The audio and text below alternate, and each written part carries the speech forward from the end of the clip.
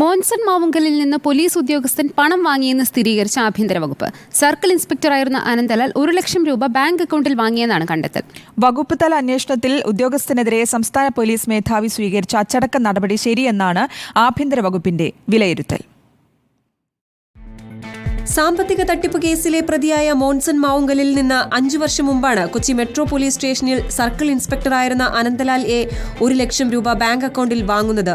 പണം വാങ്ങിയത് കണ്ടെത്തിയതിനെ തുടർന്ന് പോലീസ് നടത്തിയ ആഭ്യന്തര അന്വേഷണത്തിൽ പണം വാങ്ങൽ നിയമവിരുദ്ധമാണെന്ന് കണ്ടെത്തുകയും ഇയാൾക്കെതിരെ സംസ്ഥാന പോലീസ് മേധാവി അച്ചടക്ക നടപടി സ്വീകരിക്കുകയും ചെയ്തു. എന്നാൽ താൻ കടം വാങ്ങിയ പണമാണിതെന്ന് വാദിച്ച അനന്തലാൽ നൽകിയ പുനഃപരിശോധനാ ഹർജി ആഭ്യന്തര വകുപ്പ് തള്ളി. പോലീസിന്റെ യശസ്സിന് തന്നെ കളങ്കം വരുത്തുന്ന നടപടിയാണിതെന്നാണ് ആഭ്യന്തര വകുപ്പിന്റെ കണ്ടെത്തൽ.